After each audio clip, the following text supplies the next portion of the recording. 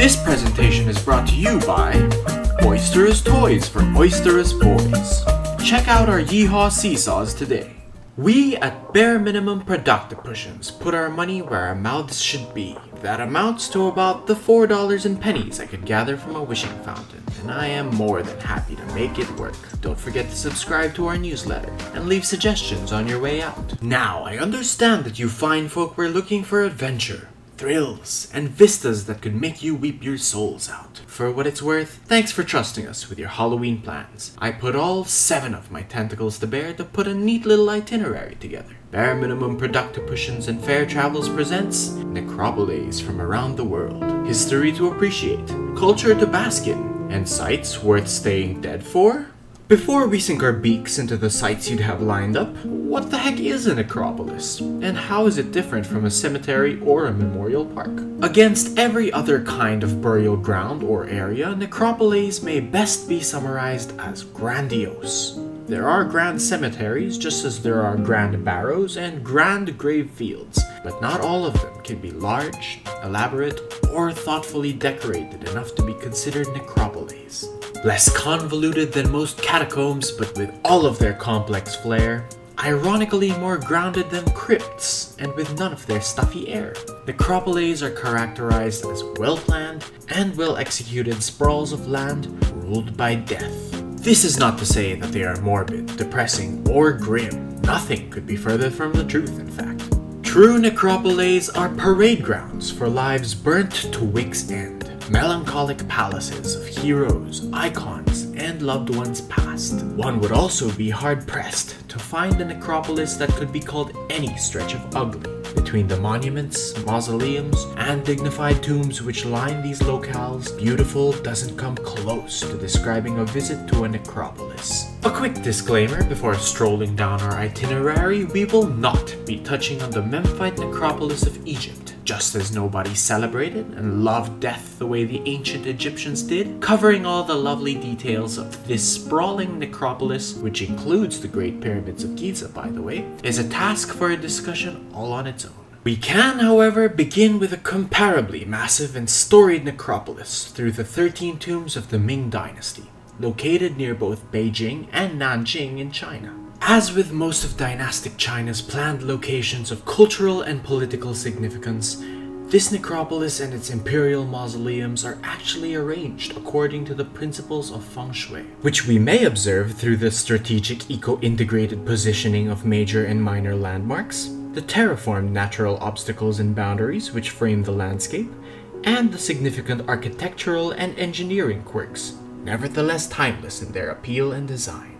Only 3 of the 13 mausoleums are currently open to visitation by the public, and yet any and all of these sites are equally worth the trip, hosting royal artifacts, commanding statues and stoneworks, and enough high society political drama and concubine shenanigans to turn a dragon inside out. Be sure to visit the Shangongsheng de Steel Pavilion and pay dear respects to the imposing stoneworks and avatars which capture the area's air of elite grandeur. On the other side of the world, you'll be trekking to a site a good deal less imperial, but to no degree lacking in nobility or reverence. The San Agustin Archaeological Park near San Agustin, Colombia boasts a dense concentration of graves, mounds, and tombs, accentuated by over 500 statues of indeterminate origin. Stoneworks depicting beasts and kings of old dotting lands of yore assert a sort of pastiche and flexible cultural view on death as far as archaeologists and scholars are able to tell so far. Fitting, considering that academics believe the necropolis finds itself at the center of different tribes, kingdoms, and empires throughout the 1st to 8th century AD, when the grounds were dated to be at their most active. The mysteries of this archaeological park are exciting, as they are generally untapped.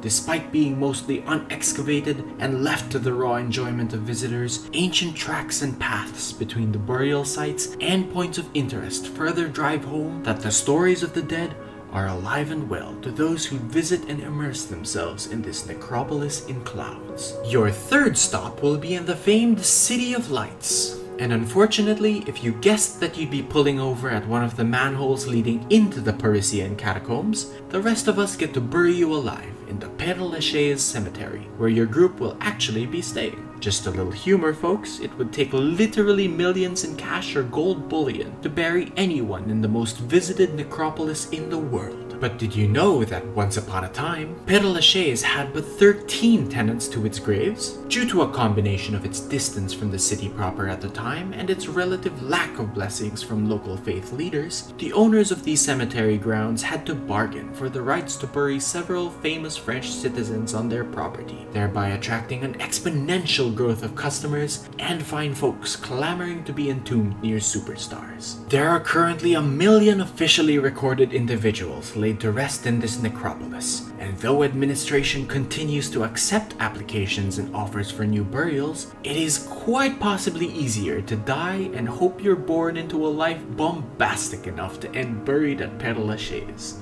Remember how we mentioned that while all necropoleis are cemeteries, not all cemeteries are necropoleis? Wadi-al-Salaam is, in name and structure, still a cemetery, granting, however, that it is the largest of its kind, packed like glassed sand with exuberant stelae and memorials, and host to saintly Islamic figures from across history and space. I doubt anyone will raise a fuss if we brand it a city of the dead. Caliphs, imams, grand ayatollah, and Quranic prophets draw millions of visitors and pilgrims per year to engage in community prayer and memorial celebrations in the area, making this necropolis not just one of the more colorfully varied and gilded in the world, but also one of the most spirited and immersive to go through. Have we mentioned that burial activities and new interments have been ongoing since before the Middle Ages? Apart from its size and labyrinthine passages, Wadi-al-Salaam is also arguably one of the oldest Islamic funerary sites of continuous operation, a testament to the faith billions put into the rituals and practices of the cemetery. At most other memorial sites, it would be rude of you to comment on the bodies red that line the ground beneath your feet.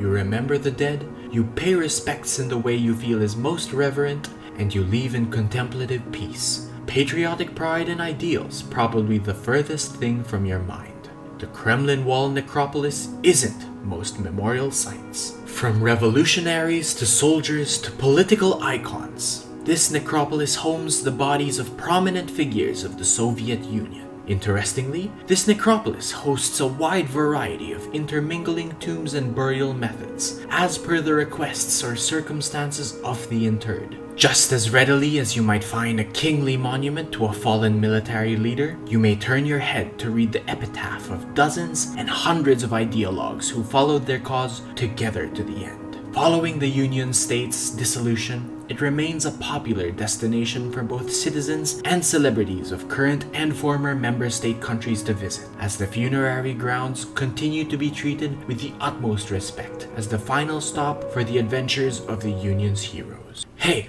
how do we feel about visiting a town where the beach is a drive away?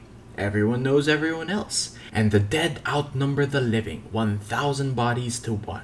Early in its history, designated as the new burial grounds for bustling San Francisco, Colma, California dares to keep asking, why not a quaint town of the living within a city of the dead? Malls, restaurants, dealerships, and even local schools go about chasing the American dream in their day-to-day, never more than hundreds of meters away from cities worth of, as we might say, the heartbeat challenged. Wacky and larger than life as Californians can be, you'll be pleased to find yourself in familiar company should you make a trip of visiting all 17 of Colma's cemeteries to pay respects to the eccentric and opulent dead.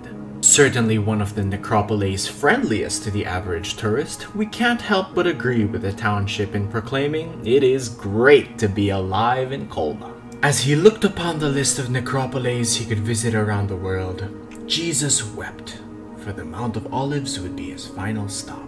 Since biblical times in the Kingdom of Judah and until the 20th century, the Mount of Olives' slopes were used as the final resting place for thousands of Jewish deceased, and also the site upon which Christ is said to have ascended into heaven following his death and storied resurrection.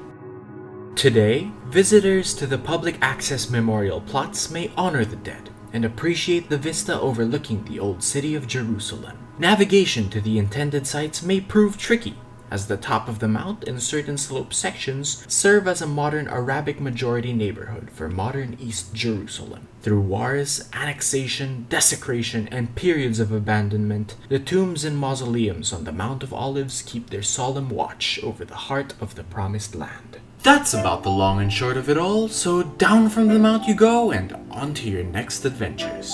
Regrettably, this travel plan ping-pongs you folks across the world to get all these boxes ticked, and we can't, as one might say, guarantee your ride home, but I'm not a centipede, you know, I only have so many hands to make all the magic happen. Take care now, and don't forget to pack skin block and pill medications and such. Travel's a fickle and whip-wild lady. Drive safe and hurry back. Arthur, do let the next family know that we're ready to have them. Let's not keep them waiting, they're looking kind of peckish.